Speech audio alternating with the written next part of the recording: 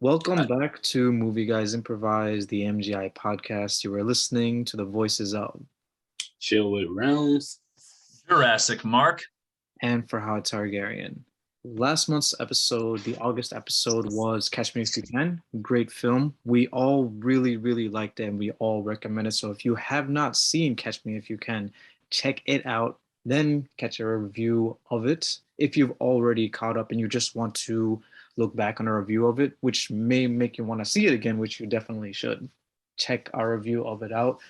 Today's episode is a film from the same year as Catch Me If You Can, 2002, Big Trouble, starring Tim Allen.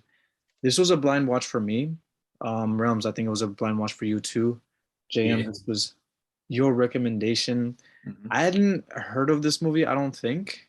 And when I had looked into it, I wondered if I was going to like it because the reviews for it were not very good. So my expectations were for low, but I liked it more than I thought I did. I was entertained by it. So it was with my expectations set low, I was impressed. Glad So to hear it. what made you choose this as this month's episode? Tell us what it is and why you chose this for today. Sure. Well, Big Trouble is a film set in Miami, and it was basically one of those movies which made fun of Florida Man before it was cool. Like the entire premise of the film is Florida is crazy and full of crazy people. And that's basically the movie.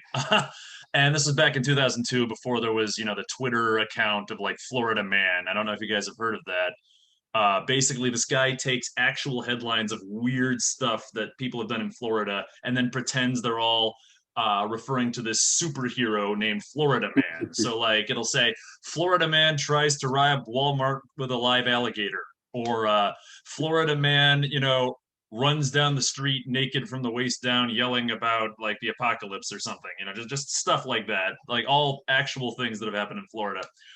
This specific movie was based on a novel by Dave Barry, who is a humor columnist, well, was a humor columnist for the Miami Herald for a really long time, which probably makes sense if you've seen the movie. There's definitely some semi-autobiographical tones going on there, but this was based on his first novel, and it's got a lot of characters in it, so it's hard to describe the plot succinctly. But basically, it's about this childish game where high schoolers go around pretending to kill each other, except in this instance, a couple of these high schoolers get caught up in an actual hit attempt that's been organized against this guy played by Stanley Tucci named Arthur Herc by his own company. And that leads to all sorts of weird shenanigans and misunderstandings, culminating with somebody putting a nuclear bomb on an airplane. And I could describe the plot in more detail, but we'd be here for basically the length of the movie. So I'm just going to stop right there. I recommended this one because I had read the book, I want to say in like 2006 or so, and really liked it. I've always been a fan of Dave Barry's writing. And then I checked out the movie and I found that, yeah, I liked the movie too. And not a lot of people have heard of it. So that's why I recommended it. That's great. That's great, actually. And that was gonna be my first question for you is, did you read the book? Because you really are a book reader. I know you've read a lot of books. So, um, Shucks. so a movie like this, first of all, I didn't know it was based on a book, but second of all, most of the time when I think of movies that are based on books, I think of like epic books, like high fantasy or like comic books, like superhero stuff. Mhm. Just something a little different than a comedy. Mhm. So, but you did, yeah, that was going to be my question if you read the book. So, how is it compared to the book? Ah, I liked the book a little bit better, but I also like some of the changes they made in the movie. Um, so Dave Barry, really, his bread and butter was he would write humorous nonfiction columns for the Miami Herald, usually about something that he did with some eccentric character. Like he had a column about this guy who climbs trees the way other people climb mountains. Like he has hooks and things, and he like climbs the trees with them.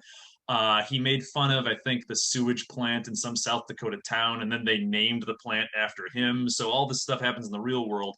This was his first attempt at fiction, and I think the novel is a little bit funnier, but there are a couple of choices in it that sort of rubbed me the wrong way. I don't know if you remember the scene where everybody's tied up and there are the two crooks and they decide to go to the Bahamas. In the novel, they get a little handsy with one of the women, which I didn't really like that much. And there are a couple of other scenes like that that sort of make me cringe. But there are also some really funny moments in the novel that didn't make the movie. Like somebody brought a Burmese python, like this 18-foot snake, to the airport in the novel, which made that scene even crazier because it tried to like wrap around somebody's luggage, like while the cops are running around and stuff. So, but yeah, long-winded answer, but I think that's kind of my trademark at this point. So I'm Well, yeah. I'm sorry. I'm sorry. No, don't be sorry. You're a guy Yeah. for this stuff. You got to make up for the fact that I don't do long-winded answers. Geez, no. We Well, you're balance it out. succinct. It's harder to be succinct. It's harder to like make a point in one sentence than it is in like 50. So that is a talent, Anthony. We balance each other out. There we go. There we go. Also, you do live in Florida, which is where this movie takes place. Oh, that's right. Yeah. Did this remind you of like Florida at all, or? Very much. Like, I know.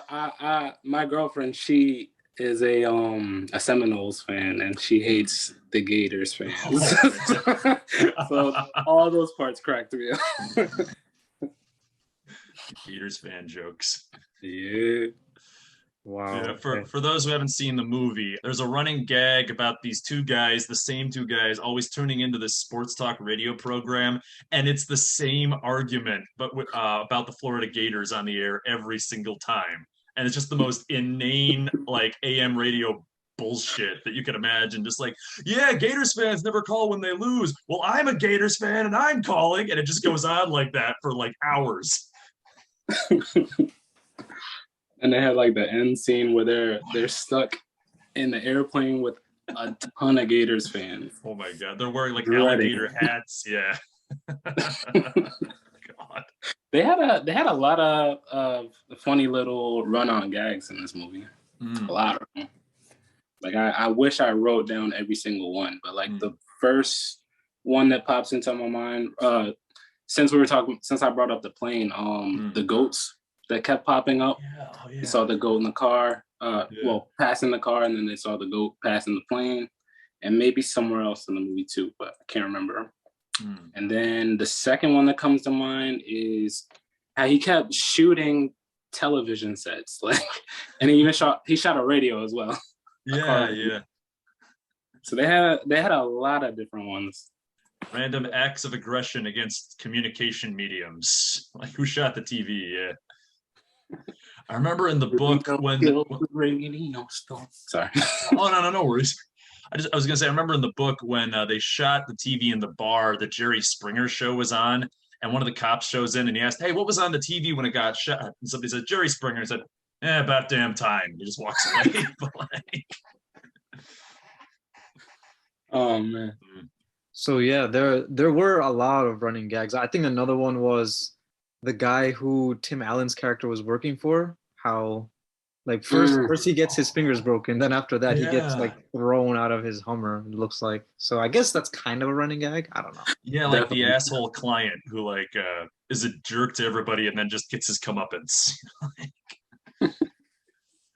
What this movie didn't have though is I appreciated that it didn't have it, and that's like a twist. With a lot of comedy movies I see, there's like this twist that comes with like a comedic landing or a comedic timing. I don't know what the term is right off the top of my head, but when things happen in this movie, they kind of just happen. It's not like a trick to your eyes. Like those two FBI agents, they're straight up, they were straight. They were straight up FBI agents, and they did not fuck around, right? They shot the Russian gangster. Were they gangsters? They shot the Russian gangster in the foot. And then before that happened, the two idiots, what were their names in the movie? I think one was Snake. Oh, Snake and Eddie. Yeah, the ex-cons. Yeah. Played by Johnny Knoxville, by the way. Yes. Yeah. Eddie was, yeah. So they get their asses beat in the beginning, right? Like they were beaten up with a baseball bat. And then they were kicked out. But then they come back, they're trying to make themselves useful. And even though they're idiots, they do get away with everything. I was at some point expecting I forget what the Russian character's name is, the guy who the arms dealer. that character, Mm. but I was expecting him to like punch him in the face and not let them get away, but they got away with it. Snake and Eddie got away with it, you know? So that I wasn't expecting that because I'm so used to things going wrong for somebody. You know what I mean? So I wasn't expecting that. And another twist with the FBI dudes, but nah, they got shit done. They went around, they investigated, and they got shit done. And I like that. I like that there weren't any twists here. I also really like the actress Renee Russo. She's Frigga in the Marvel Cinematic Universe. If you guys are all caught up to that, she was in the Thor movies and she was back in Avengers Endgame. Oh, yeah, cool. So I didn't know that actually. That's cool. Oh, for real? Yeah. So the actor who plays, he seemed really familiar to me too. The actor who plays Tim Allen's son, Elliot Arnold, played by Tim Allen. The son's name was Matt Arnold, played by Ben Foster. I feel like this dude was really looking real familiar to me, and I looked him up after the movie was over, and he was the Angel in X-Men: The Last Stand, which is another comic book movie. It's another Marvel movie, but it's not in the MCU. This was like a few years before that. But yeah, so I liked a lot of the actors actually. Even Stanley Tucci. I think Stanley Tucci is a really good actor. I didn't really like his character, but he did a good job making the dude unlikable. You know what I mean? Yeah, you weren't supposed to like his character. Yeah. They had a lot, first of all, a ton of celebrities in this movie, and a lot of them hadn't become famous yet. Yes. Like, I don't think we knew who Zooey Deschanel was when this movie came out, but she's in it. She's I don't really think good. anybody, really and I don't think anybody had heard of Sofia Vergara yet because, like, Modern Family hadn't come out yet, but, like, she's in it. Patrick Warburton. Oh, what? Sophia was my favorite character. Oh, who was? Sophia. Oh, yeah. As the maid, yeah. Romero was my favorite, the cop. Yeah. The cop who runs around the airport naked at the end of the movie. No, not him. The other cop. Was her name not Romero? I thought her name was Romero. Yeah, Romero. You're right. Yeah. And hey, that's Janine Garofalo. Another like celebrity. Garofalo. That sounds like. I feel like I knew somebody actually that had that last name, like in real life. Actually. Oh, cool. Weird. And like even the security guard who has a brother at the airport, that's Andy Richter, who was like Conan O'Brien's sidekick on TV for decades. Oh, that's him? Yeah, the guy who's like the drunk security guard, and then later like he plays his own twin at the airport. Yeah, that's Andy Richter. Yeah, the dude that was drinking on the job and didn't get arrested. He did get arrested for it, right? Because yeah. Kravitz. No. Yeah. No, actually. Like, have you been drinking? No. Alcohol drops out of his pocket. Yeah, he just runs. Like the guy said, we're not supposed to have guns. Yeah, we're not supposed to drink on the job either. He just takes a swig. Oh man! If you're gonna fall off the slope, you might as well go all the way. Go all the way. Make it a vertical plummet. So I agree with you, JM. I think that this movie had an all-star cast with a bunch of actors who had not yet reached their full potential, who were very early on. Yeah. So there are some established names too, like Tim Allen was already pretty big, and what was his name? I think was that Wesley Snipes was one of the. I want to say it was him. Who was that? Omar Epps. You're probably thinking one of the FBI guys. Yeah. Okay. Omar Epps. Yeah, because I was surprised. He was a surprise for me to see. I was like, what the hell? Because he's a star character in one of my favorite movies, The Wood. Which is it's a Cali story. Because I knew he'd been in other things. I couldn't like quite name anything, but I'd seen him around. Yeah. He was the one who had the running joke about like having weird bits of information. Then he'd just say like Discovery Channel or Travel Channel. Yep. And he's the one who shot the bartender in the foot. Yeah. The extremity shot. Omar Epps did a movie with Tupac way back in the day. It was called, I think it was just called Juice or The Juice. Yeah. You saw it? Hell yeah, many times. Yeah, I think that was the first movie with Tupac that I ever saw. I saw a few more after that. And I had to double check. The other FBI guy was Heavy D, a rapper, old school rapper. Yeah. Oh, and who else is in this? The guy who played Puggy, like the homeless guy who lives in the tree, was the star of My Name is Earl, like later on, like that TV series. Yeah, I think he hadn't gotten famous yet either. But yeah, I know he's also in Dogma, which is a Kevin Smith movie. But I didn't really get it when the movie he was the first character we saw, right? So Puggy, yeah. Yeah. So it looks like he's standing in the same place that Sofia Vergara's character first sees him, like with like light shining behind him. And he loves Fritos. He really, really loves Fritos. Another running joke, yeah. Another I don't know if this was another running joke, but it's just something about him that he apparently is really strong. He's really tall and he's really strong, it seemed like, right? But I didn't sense any sort of meaning behind it because he didn't look like he was a bodybuilder or anything. He looked kind of scrawny for his size, relatively speaking. But I guess that's a running joke. I don't know. He definitely wasn't a fighter. Yeah. As soon as they started whooping his ass on the bar, he just fetal position. Oh yeah, he immediately curls up. Yeah. Maybe he had a wiry strength to him, and he had to be strong enough to get up that tree, you know. So yeah. Okay, so yeah, all the actors and actresses were great in this movie, and I used to really like Tim Allen, but I just heard something about him that it's political, but I heard something about him that makes me feel like I don't know if I can like him in the same light. You know what I mean? Yeah, he said some pretty stupid things over the last couple of years. Yeah, he has, and for who he endorses politically, just I don't know if I can roll with that sort of thing. But and the funny thing here is, so there's going to be a Buzz Lightyear movie, right?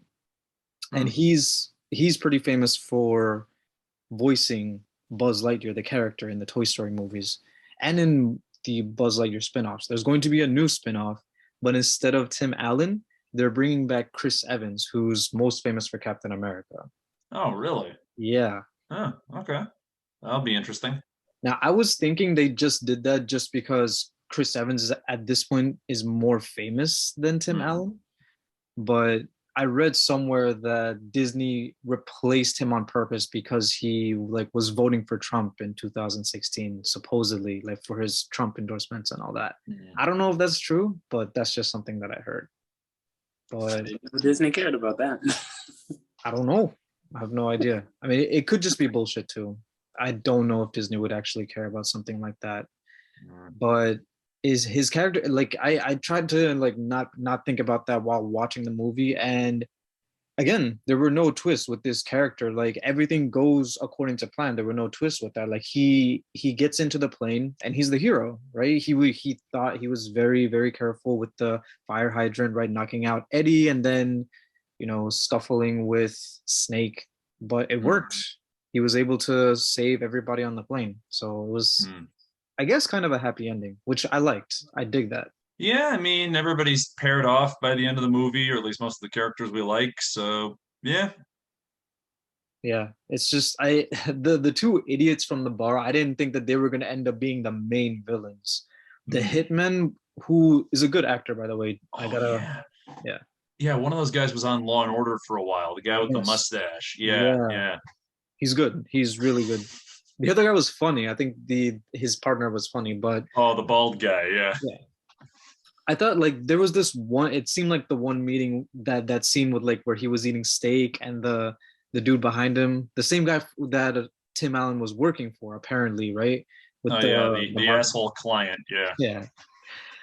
He breaks his fingers, but he's meeting with like this mob boss, it looks like, or somebody who works for a mob boss.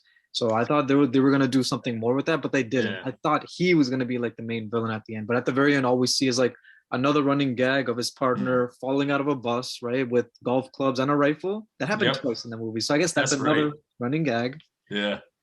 So that happens, but all she does is remove the bolt from the gun.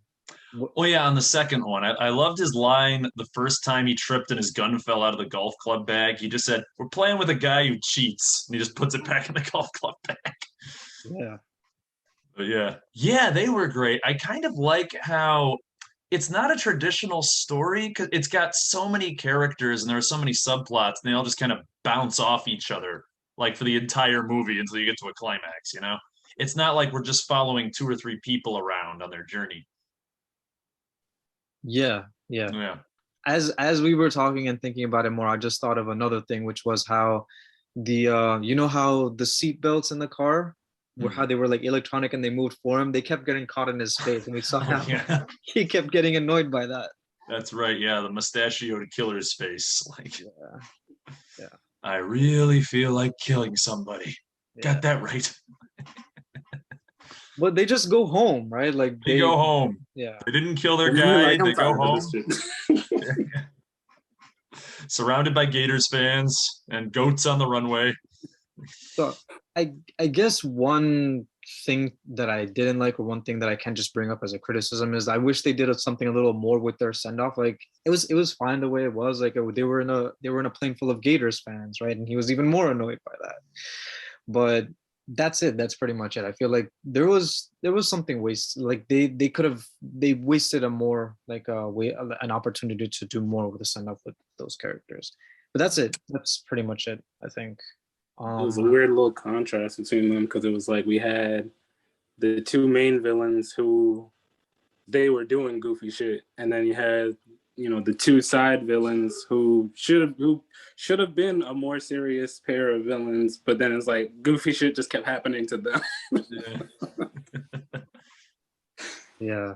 They made it a point to say how they hated Miami, or the mustache guy really hated Miami. Yeah, more especially. What? They like the Miami cops. Oh yeah, the cops are kind of nice. So I didn't get it at the very end where Kramitz had to there was a strip search, but he gets fired from the police force because of that. I mean, yeah, I guess that's embarrassing. That's just too embarrassing. I mean, like somebody stole his badge and his ID and tied him to a chair, and then he ran around naked in an airport. So I wouldn't be surprised if the guy got fired, And he was in the car with Tim, and Tim was causing a lot of traffic damage. Yeah. Then again, it is pretty hard to fire cops, so I don't know. Maybe he just quit. Actually, I think it did say that he quit the force. I think it did say that he quit the force at the end of the movie because he decided he wanted to be a stripper. Yeah, he wanted to be. Yeah, because he liked the attention. And he married that woman he gave his card to as well. That's right. That's right. They mentioned, I was just gonna say they mentioned how he wanted to have sex with Romero, and she's just straight to business with it. She's like, I don't want to do that with you because you're married, and he's like, yeah, but I'm not happily married. Yeah. So I guess that's one twist, if they were implying that they were gonna get together, but then they did it. So I guess that's one way they kind of subverted expectations for people who cared about that hint there. So and Romero was my favorite character, so yeah, I was paying attention to that, and I wondered, is anything more going to come up with him and that woman he gave his card to? And there was, because he ended up marrying her, and she was the star client at the, well, not star client, but star patron at the strip club. That was the very, very end, I think. Yeah, it was right at the end when they're doing just the epilogue segment that some movies do, where they explain what happened to all the characters. Like Animal House did it. A couple of other movies have done that. But I guess another thing is, besides the third thing, which I'll get to, which I feel like is the biggest what the fuck about this movie. But the second thing is when the cops enter the house, when they enter the Herc house, and Snake is just holding up a gun. I feel like cops wouldn't give up their gun so easily. I think they would point back first. I don't know. They just kind of gave up and they got handcuffed, right? I usually don't see it in movies where cops turn into hostages as well like that. They usually show up, to try to defuse the situation. So that's something, I guess. It's different. It's not that bad, but it's not usually something I see, cops giving up like that. But yeah, that's true. Did they do some time skips? Because that first scene where they first show up to Herc's house, they got there stupid fast. The situation literally just happened moments ago, and they're busting through the door yeah, we got a call. What? Oh, yeah. From who? And when? Yeah, maybe a neighbor or somebody, but yeah. Did the guys who set the job up, were they calling the cops so the cops can handle it, as they were leaving? Yeah, I don't remember who calls the cops actually. Yeah. Oh yeah.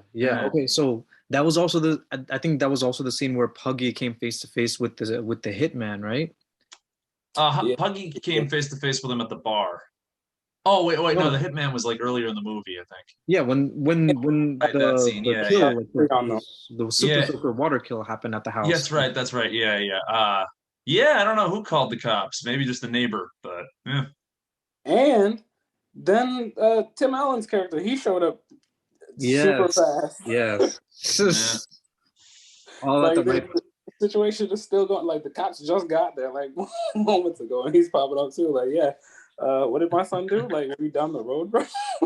Right place at the wrong time. Yeah. Another example of something that just goes right is when Puggy gets the rifle. First, he's pointing at the hitman, but the hitman convinces him, like, when the cops get here, you do not want to be seen with that gun. And he gives it away, and there are no tricks or anything. The hitmen just leave, and they leave Puggy alone. So I wasn't expecting that. I was expecting something to go wrong. So that's just another example of how, like, that was cool. Gets the gun back, beats him over the head with it. Yeah, something like that. Could have easily happened, yeah. Yeah, totally. Now, the other thing that I wanted to say, I that I felt like was the most unbelievable part of the movie was, yes, I get that Snake is an idiot and he can't even count. It looked like he couldn't even count, right?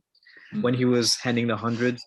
But I feel like you can't just do that at an airport. Even in 2002, like this movie was contemporary. It came out in 2002, but I feel like even back then, you can't just get through without ID and looking like that. They looked filthy, right? I mean, they did bribe everybody. And, you know, like they bribed that woman at the ticket booth. They gave money to the guy on the plane who said they couldn't take their bag on. And, you know, as far as getting the suitcase through security, I think like they lucked out because like everybody was just tired. It was also, and this kind of ties into why more people don't know about this movie. This was filmed pre 9/11 and it was supposed to come out like 10 days after 9/11. And when that happened, Disney decided, yeah, we're not releasing this movie in like September 2001 after, you know, what happened that day. But by that point, they'd already spent a lot of the publicity money. So they just quietly released it the next year. So by that point, you know, nobody knew about it. They didn't really spend much money promoting it and it flopped at the box office. But yeah, Disney decided now's not the right time to release a movie where a guy with a bomb just sneaks past like airport security. So yeah, it was a different world back then. How tragically ironic is it that today is September 11th? Yeah, I just realized that. Tragically ironic, isn't it? 20th anniversary, shit. Damn. Ugh. The world was never the same after that. Yeah, this is getting heavy. Let's talk about the goat jokes. Or something. Yeah. Well, I mean, you know, rest in peace to everybody, respect. But this was, that's pretty much it though. That's like, besides that, what I was pointing out before was just about how I feel like even back in 2002 with airport security, like you can't just like, they also made it a point to say like, find a cop, and nobody was able to find a cop. They kept saying that, right?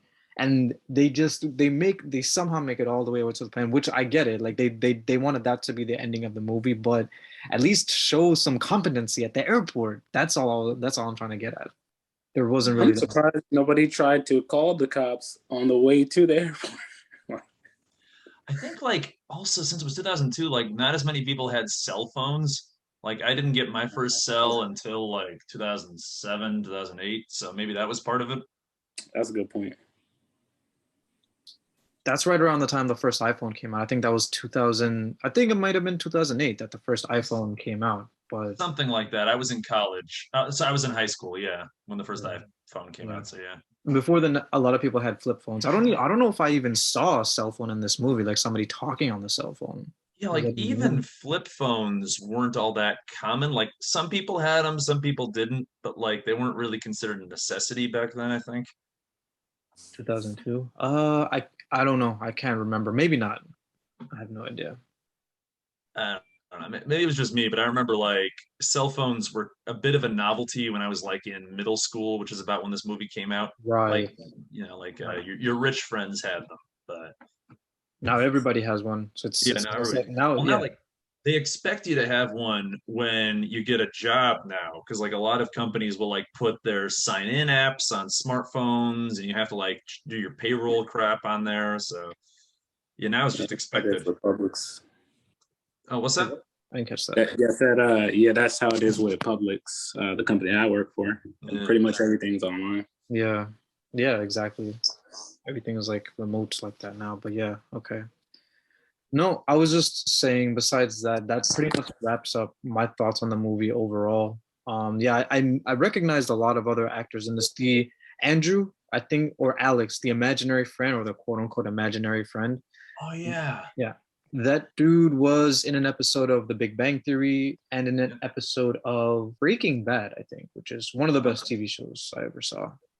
He was also in this terrible early 2000s movie, I remember it, called The New Guy, where like he's like this wimp who goes to a new high school and then becomes like the coolest guy in school, and it's this big like over dramatic popularity contest. And I think Tony Hawk of all people was in that movie. But yeah, I'm pretty sure that's the first movie I've seen him in. Yeah, I used to watch that. Weirdly enough, at like Boy Scout camp that I would go to, like they'd have like movie screenings and they played that once in a while. But it's funny because it's not appropriate for kids, but it's popular with teenagers, so, or was at the time. So yeah, gross out comedy. Jason Lee, who's Puggy, he was also in Alvin and the Chipmunks, and a lot of people hate those movies, but I like the first one. I like. Right, he was. Yeah. I didn't even remember that. Yeah, and he was also in Dogma, which I mentioned earlier. I think he played like a demon in that movie. Like he literally goes around saying, "I'm a fucking demon," you know, that sort of thing. But anyway, all right. Yeah. This was a blind watch for me. Realms, have you was this a blind watch for you too? Like you hadn't seen this before? Yeah. Okay. It is first time. So Jam, did you only read the book and only now watch the movie, or you also watched the movie before? Like this wasn't a blind movie watch for you? No, I've seen the movie a few times. Okay. I probably wouldn't have thought to check it out if I hadn't read the book first, because again, it is a pretty obscure movie. But no, I've seen the movie a couple of times. Gotcha. I showed it to Sydney, who liked it. So yeah. Well, yeah, Realms. I feel like if you watched it with your girlfriend, or maybe if you liked it enough, watch it again and have her watch it with you. Maybe she would find it really funny too.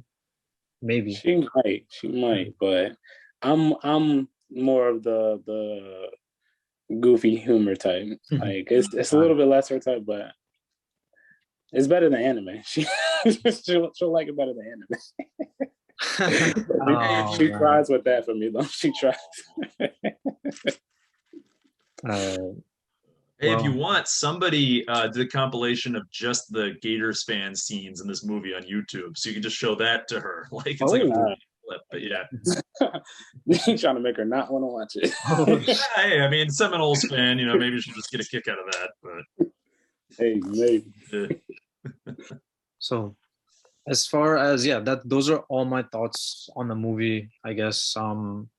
And as far as closing statements go, yeah, this was better than I expected. It was a pleasant surprise. Gentlemen, if you have any closing, anything else you want to say and closing statements. Yeah, I don't think anybody would call this like one of the great comedies of the 21st century, but I think it's a likable little movie. It's fun, it's fast paced, it's got a great cast and some great running jokes. I think it's really underrated, and I think if it had come out today, it would have gotten better reviews than it did at the time. I feel like it's aged pretty well, and it's aged a lot better than a lot of other comedies from the early 2000s. Yeah, I can agree that either today or if it had gotten a chance to come out a little bit earlier, then yeah, I feel like it would have done a lot better. But yeah, I was definitely a fan of the run-on jokes. Me, I like shows like How I Met Your Mother. They live off run-on jokes. So it was a great watch for me. Yeah. Awesome. Okay, so without further ado, we can just go into ratings. And JM, this was your choice, so you go ahead first.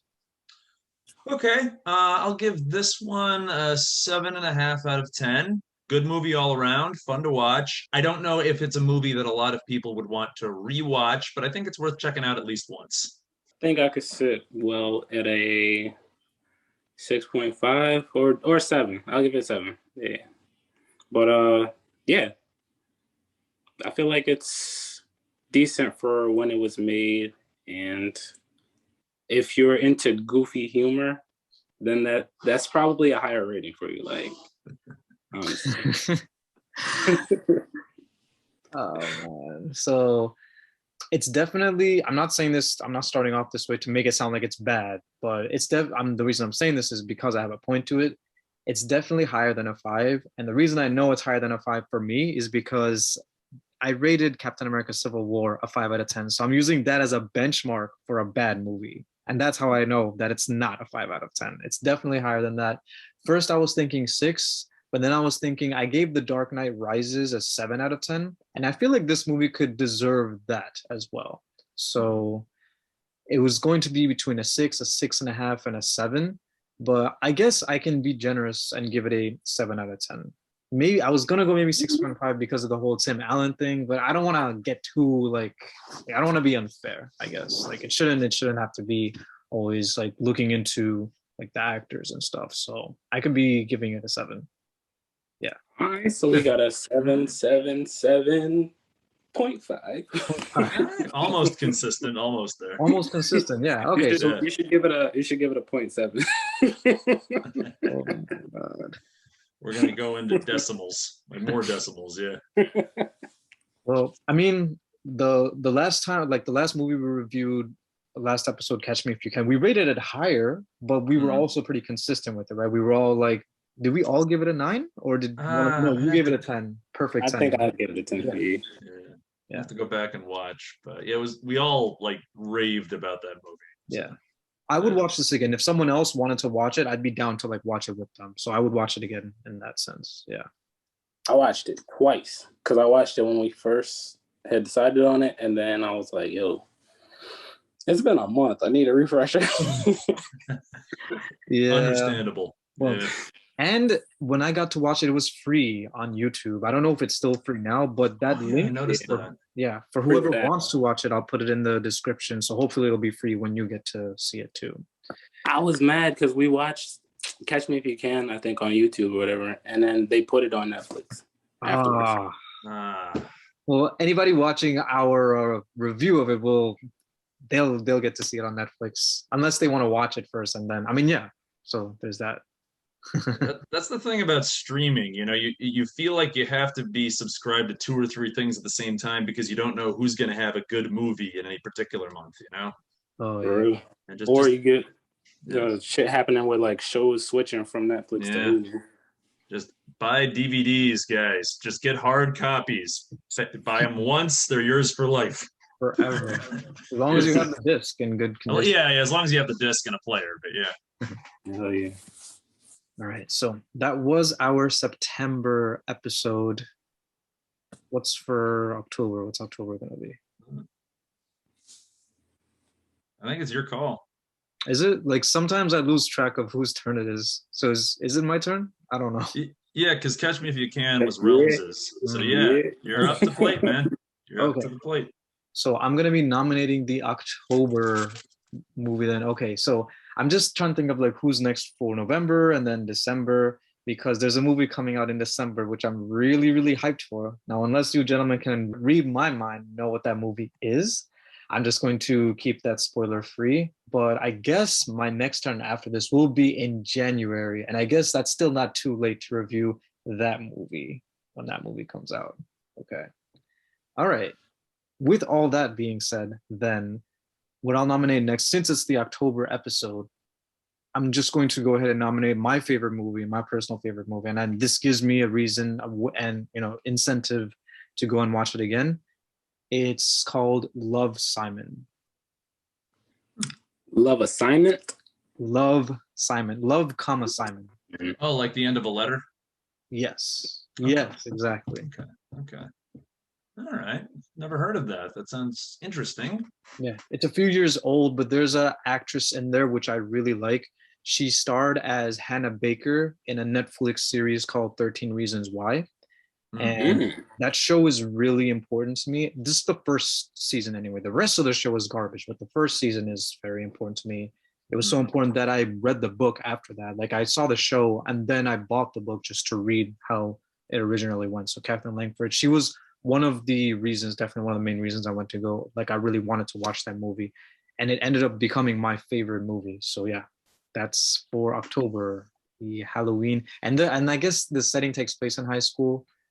It might be the fall, I think. So I guess it's fitting that it's like next month, Halloween season and all that, I guess. Kind of, sort of. Okay. Love Simon. Yes. All right. All right. Looks like you can rent it on YouTube for like $4. So cool. Oh, it's not on any streaming services? Oh, I haven't checked the streaming services, Okay. but okay, we'd be in luck if that's the case. Okay, yeah. We'll conduct the full search. Yeah. All right, cool. So that concludes this month's episode of Movie Guys Improvise. You have been listening to the voices of Chill with Rounds, Jurassic Mark, and Faerhad Targaryen. Thank you all for tuning in, and catch us again next month. Hey, we out. Snake, let's go. I think I hear one of them silent alarms.